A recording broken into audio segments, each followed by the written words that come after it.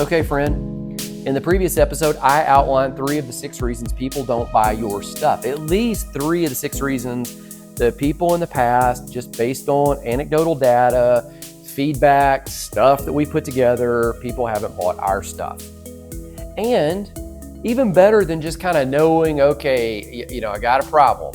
I mean, like G.I. Joe, great American hero. He used to say, knowing is half the battle. So it's not that we want to know this. We want to actually do something about it. We want to kind of do that other half. And so what we've been doing is walking through this and saying, all right, what are the reasons? Okay, what's the resolution? What can we do differently going forward? Today, I want to give you 3 more steps. Now, in the previous episode, I told you we're kind of using that acronym, ACTION, action. Our goal is to get them to take action. Now, that action might be they don't buy it. You don't want to sell something to someone that they don't need, that they won't use, that they won't receive a benefit from, that they don't want. You don't want to push something on people. So their best action step might be that you refer them to someone else or to something else. Now, that's valid. There are other resolutions, there are other problem-solving steps we can take as well. So ACTION, action.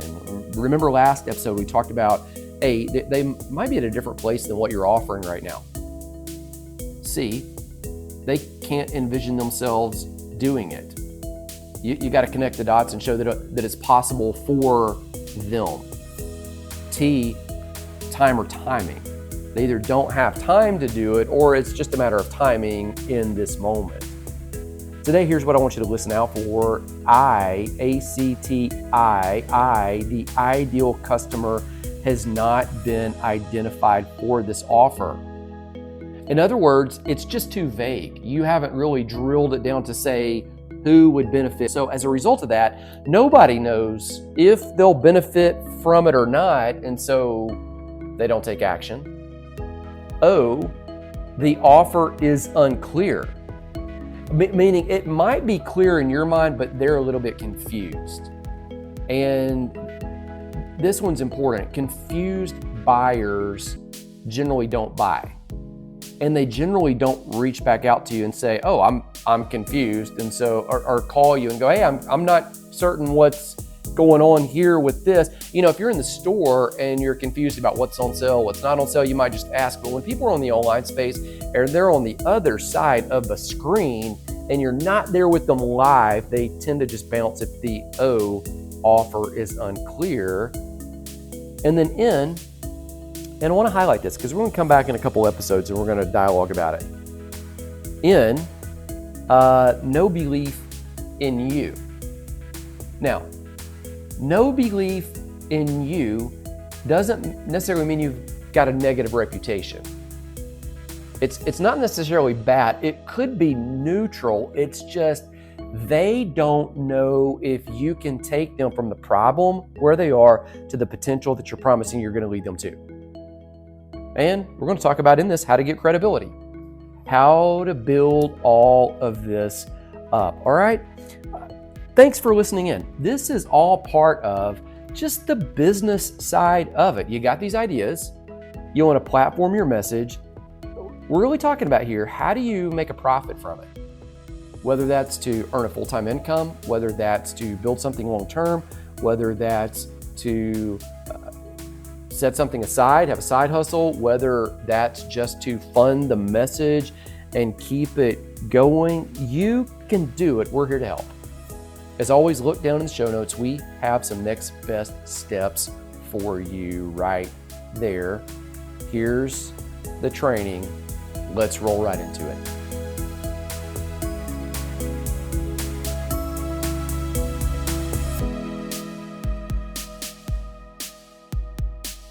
Now, this one, ideal customer not identified, it relates closely to A above. So I'll put timestamps down. You might want to just kind of boomerang back up and look. into that. And this one's going to be especially true if you have prospects with different needs that we've talked about already in this training. Okay, so let me remind you. Amplify serves writers, coaches, speakers. We serve church leaders, we serve business leaders, we serve nonprofit executives, content creators, online marketers. We literally had all these people that fit into all of these for one-to-one contract clients just in the last year. Now, 75 to 80% of the content and coaching that they need, all those people, it's the same, but it's got to be presented in a different way. So let me show it to you. If you're a church leader, you need a website that tells people how to take action and come in closer to you and join the mission of what you're doing so that you can lead them on a life transformation path that helps them find and fulfill the reason they're here. You're walking them away from past pain into their potential. If you're a coach, you're absolutely doing the exact same thing. If you're a nonprofit executive, you're doing the same thing, unless you're sheltering dogs and that sort of thing. If you're working with people, you're doing the same thing. If you're a content creator, you have a message that facilitates life change in some way. Even if you're selling something, it's all very similar, yet you would look at all these and go, there's nothing. I mean, these are totally different. Yet at the core, 75%, 80% of it is the same. But remember, they need it in a different order. Everyone is at a different place in their journey. So when somebody comes into your ecosystem, when somebody takes action with an opt-in or an offer or anything you have, your product, your program, whatever you're showing them, serving up in that moment, it might be phenomenal, but it still might not be the next best step for that person. So, I think I've got great content on processes and systems for working on your message. It might be the absolute next best step for the church leader, for the guy who is getting up and speaking and giving a fresh talk 40 weeks out of the year on a Sunday. It might not be what the business leader thinks they need. I know they need it, but they need it in a different order. It has a different relevance. It has an absolutely different priority. This top guy's talking all the time. This guy, this business leader, he just needs messaging in a different way. He needs the same stuff, but it's a different priority. He's not in that game all the time. The content creator, they're probably banging stuff out on social media multiple times a day. Writers, speakers, coaches, they might get on a couple times a week, maybe, and they'll do social media to promote their book, but they're not lighting it up like these. So they all need it. They all just need it in a different order, different relevance. They need the same stuff. So your program or product, even though it's phenomenal and you know that it will help them, it just might not be the next best step for them because they might not be the ideal customer for that offer at this point. So here's what you do. Back to segment the list. Here's what that means. What did they opt in for? Why did they originally join your list? That original connection is going to let you know a lot about them. It's going to let you know, like if you're in the church space, one of the trainings that we have is say, hey, make some things that are free, like just courses that are served up based on your old content. Repackage some of them. Some of your best content that's going to help people that are senior adults. Some of your best content that's going to help people that are, just now going to college. Some of your best content that's going to help people that are about to have newborn babies.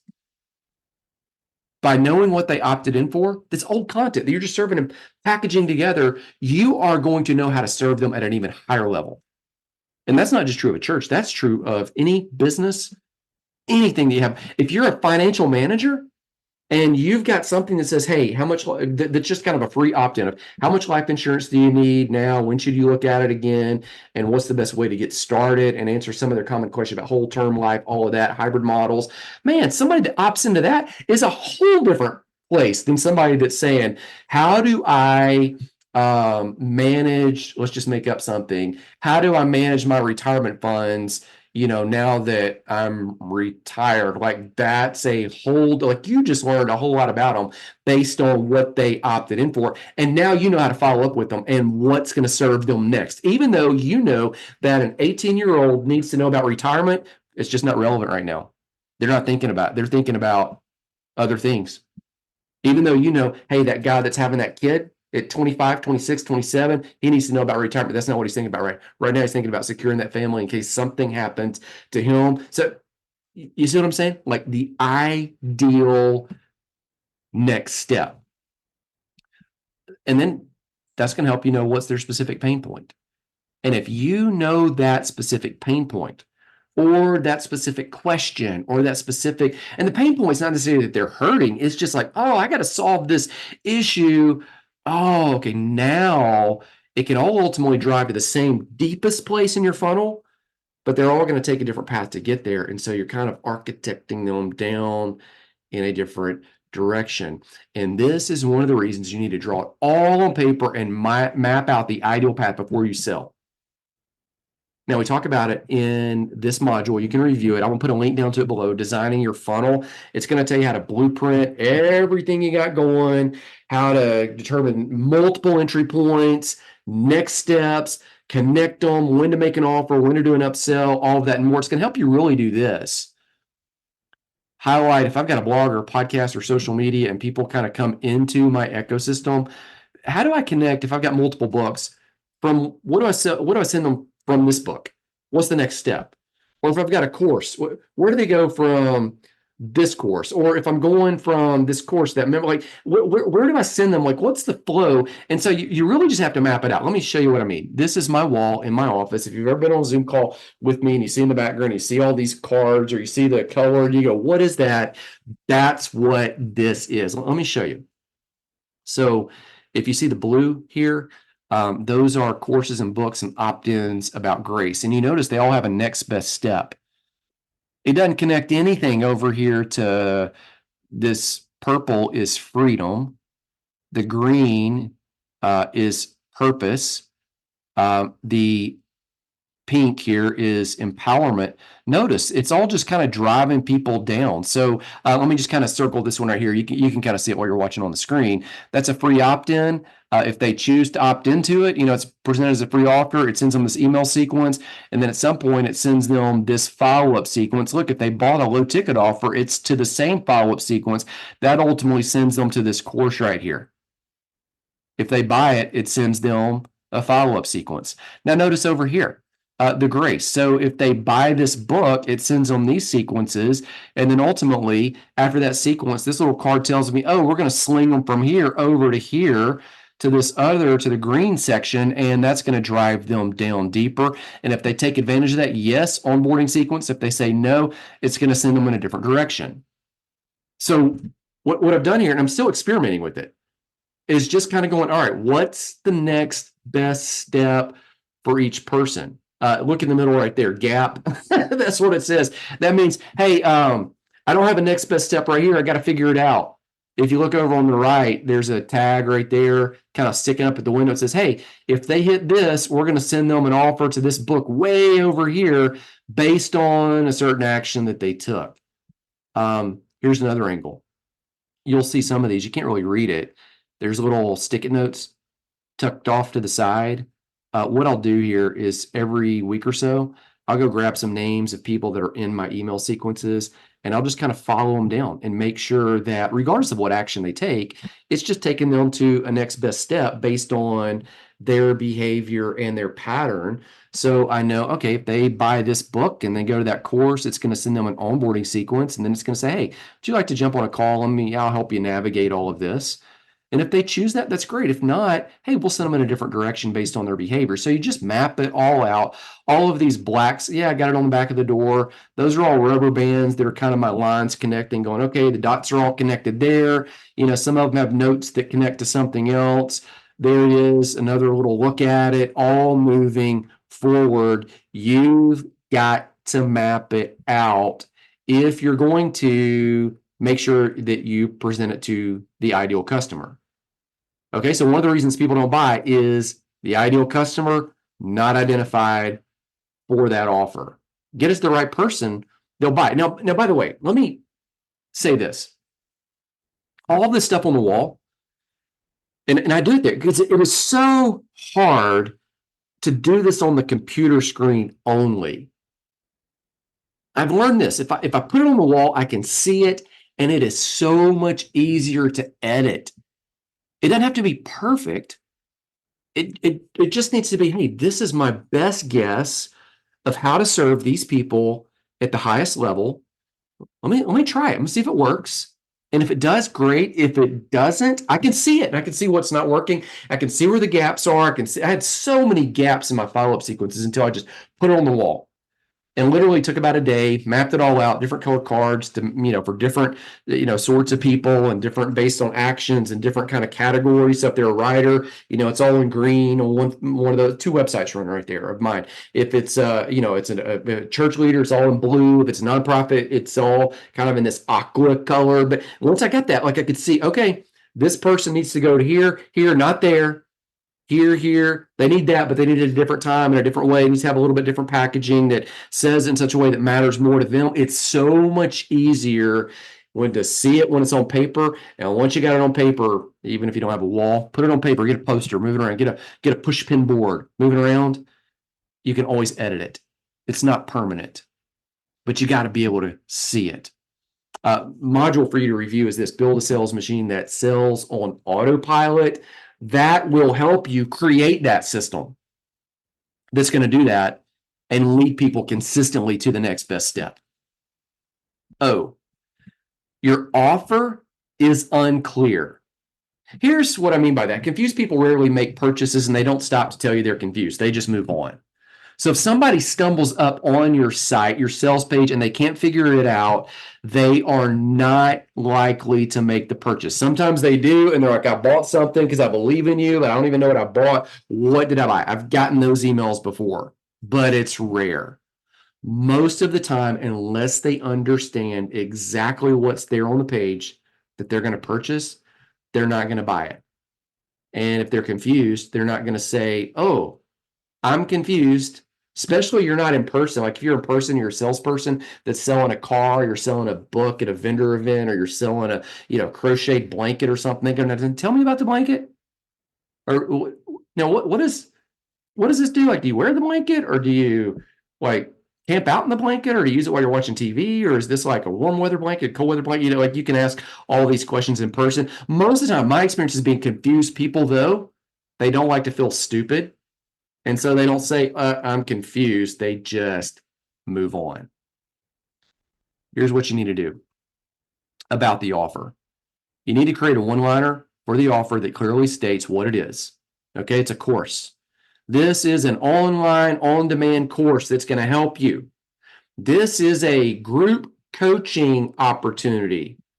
This is a book that's going to teach you how to overcome post-traumatic stress and walk into full healing, whatever it is that you need to tell them. You also need to tell them how they access it. This is a book that I will ship to you same day. This is an on-demand course that you can watch forever. You need to tell them somewhere on that page where they go for help. That doesn't really have to be in the one-liner. You also need to tell them somewhere on that page why they need it. That does need to be in the one-liner. What's the result? This is an on-demand course that's going to tell you how to transform what you're eating, not as a diet, just an everyday plan to turn your body into a fat-burning machine. And you're not going to be hungry. You're not going to be irritable. You're not going to run out of energy. but you are going to see the fat melt away. Welcome to Finding Keto. And then just tell them it's an on-demand course, or it's a book, free. Pay the shipping and handling, I'll send it to you. Now, here's another aspect of this. Understanding the offer doesn't mean they know or want to know the delivery mechanism.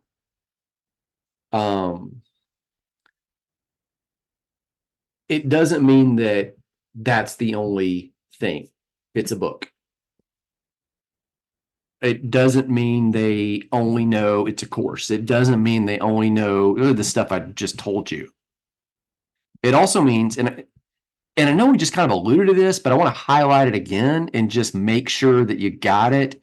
It also means that they grasp a clear picture of the benefits of it, the value, why they need it. Okay, so the offer is not just the packaging. The offer is not just the book, the course, the coaching, the group, the whatever the opportunity is. That's part of it. You got to tell them that. But you got to make sure they grasp why they need it, the benefits, the value.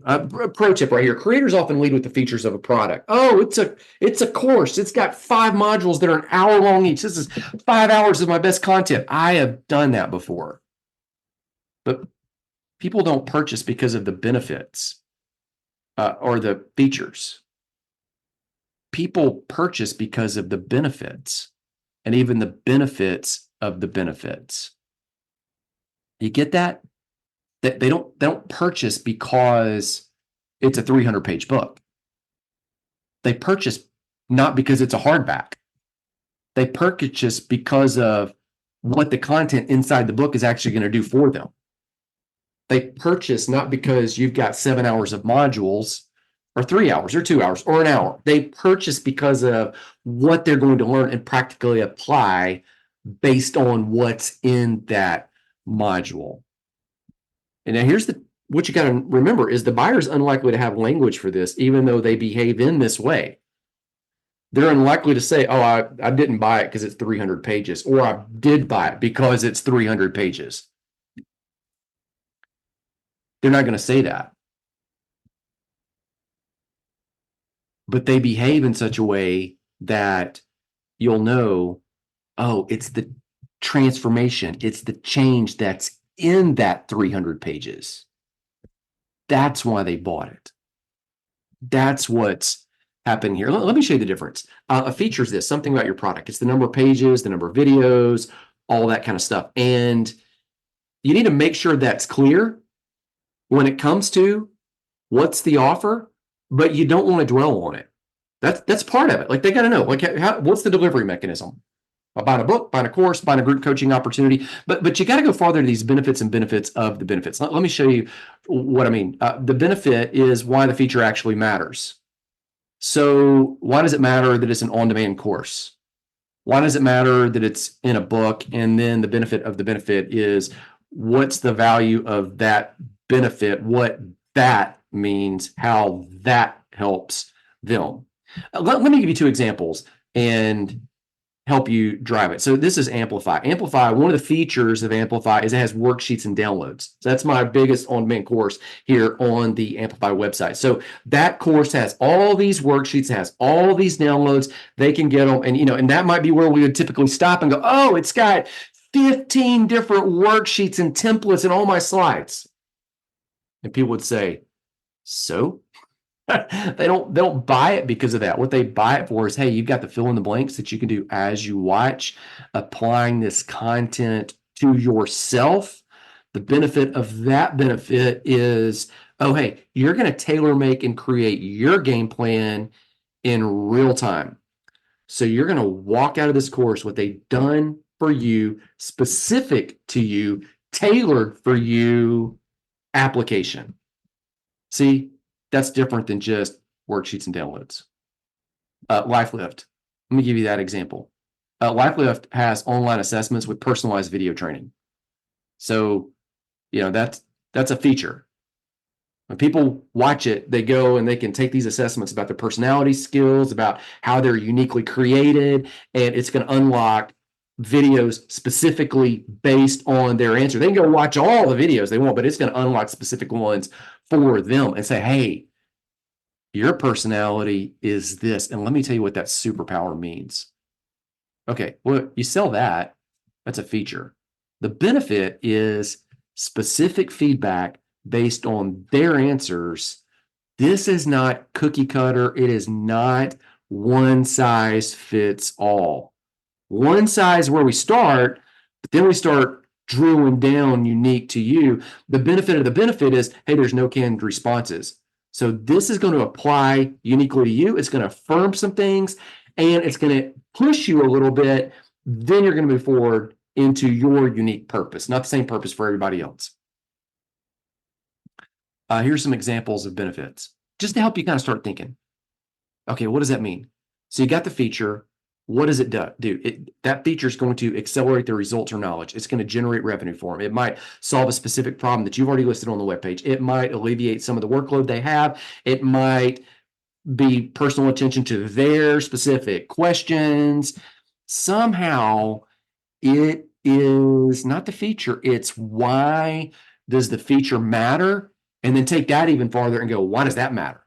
Okay, that's what they need to know about the offer. So when it comes to the offer, two things. What's the delivery mechanism? And then what's it going to do that makes a difference? Okay, so let's just add that in. When it comes to the offer, when it comes to the offer, what's the delivery mechanism? And what's it, meaning the product or the info inside, going to do that makes a difference? That right there, that's a good sentence. All right. That is what you're selling. Here's a pro tip. Okay, remember, and this is the offer. The offer is not the delivery mechanism, even though they need to know the delivery mechanism. Your product, your program solves a problem and or leads people closer to their potential. This needs to be communicated clearly. All right, final reason people don't buy in: no belief in you. No belief in you. And you could just even say yet. So a lot of coaches, writers, speakers, teachers, etc., think they don't have credibility, and to some degree, they don't. But it doesn't take long to build it. So here are a few ways that you can actually create authority. Let me outline just a few of them. So school, you get degrees, you go to certain college, you go have a certain major, you learn certain things, you got, and I'll be honest, in certain areas, this absolutely matters. Some areas, it's not. If I go to the doctor today, I want somebody that's been to med school. But if I'm getting my car fixed, I don't want somebody that went to med school. I don't even care if the guy went to college. I want to know that he knows how to fix a car. So school, degrees, to some degree, that works depending on what you're doing. The story of your struggle and then your success is a way to create authority. Oh, hey, I've been right where you are, and here's what I plundered through. This was the struggle. This is what I felt. Now I am. Okay, so that's a way to do it. Way to create authority is to show results in others. Another way to create authority is to shepherd them through a light bulb moment, a breakthrough, help them see something. Let me come back to that light bulb moment. Right here, unless it's a doctoral thesis or unless you're going in for a psych exam, psychologist, and I believe in counselors, absolutely. But this is most of the time the least relevant is schools and degrees, which is odd because when you go to the About Us page, for most of us that are online, like the first thing on the About Us page is, I graduated from this college, and then I went to that grad school, and then I got this. And if you're a dentist or a doctor or a psychologist, psychiatrist, that absolutely matters. You need to show your credential. But for most of us, I've been to seminary. I've got a major in English, major in public administration, majored in political science. My degree is theology. Nobody cares. Like even if I go teach At a church, they don't care until we get into a further conversation and we're really talking about some stuff. And they're like, hey, did you go to school? Like, where'd you learn? And then we talk, but that's a much deeper, longer, later on, farther conversation. And it's usually like, oh, that's kind of where you started learning some of this. Yeah, okay, so that's it. Don't lead with that. One of the best ways to build credibility is through these light bulb moments. That was the last one on the list. Trust is built by consistency over time, and you can accelerate it with quick consistency. So if you're posting on social media once a month, or you're posting on your blog once a month, I was visiting a church recently, interacting with the pastor there, and he posts a video once a month. It's his blog video. It's like a 2-minute video. And I was like, man, you need to crank it up. Like, people aren't hearing from you enough. He's like, how often would you do it? I was like, I do it 3 or 4 days a week. It's like 3 or 4 a week. I was like, yeah, man, like, you've got great content. Like, people want to connect with you. Like, by the time you post the next one, they forgot about the previous. I'm like, take them on a journey. Like, this is easy. You're doing it on your phone. You're not doing it professional. Like, you're just, you're just like right there. Just like, get the phone out and just do it. He's like, I get it. Look, trust is consistency over time. So it was going to take him, if you count every 30 days as one of these ticks, you're like, well, there's a year right there. There's 2 years. There's 3 years. There's 4 years. And sometimes people will not like what you said. It might tick back or they miss it, so it ticks. So this is like 5 or 6 years. But like, if he did this 2 to 3 days a week, 3 or 4 days a week, I mean, he could get through all this whole thing in like 30 days, 40 days, whatever, 50 days, something much faster. Here's another way you can accelerate trust is with a light bulb moment. Like, the bigger the breakthroughs are that you give them, the more you kind of debunk some of like what's just kind of people think of as common sense, but it's not. It's just stuff that people have said so many times and thought so many times that everybody's like, oh, this is obviously it. The more you can break through some of those in the areas of your expertise, the quicker you accelerate up this line. So here's what I'm saying. Don't do that, the school's degrees, unless you're in a certain lane. Go here. Story, struggle, success, show results in others, shepherd them through a breakthrough. If you shepherd them through that breakthrough, they'll see it. There's a connection. And then all of a sudden they have this belief in you. Remember, your resume is not the biggest builder of trust, which ironically is what many thought leaders prominently display.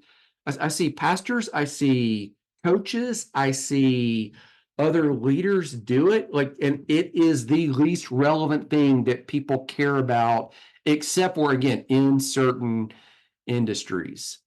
Here's other bad advice that they say, and this goes a long way towards your credibility and towards them believing in you. Some of the bad advice that I've heard is don't talk about their objections and don't talk about the quote elephant in the room. That's what we're getting at with all 6 of these, by the way, is the elephant in the room. But the more that you'll talk about them, and the more you'll say, hey, if you were in person and we were talking here, you might have some questions. Now, you're not here in person, but let me just kind of guess what some of those are. You probably have a question about, boom, you fill in the blank.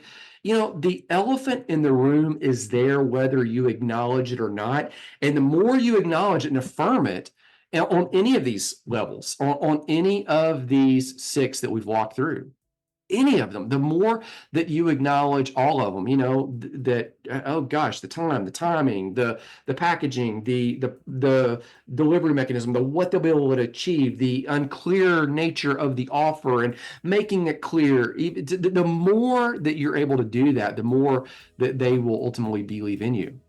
It will show empathy. It will show that you know what you're talking about. It will show that you're not afraid of a question.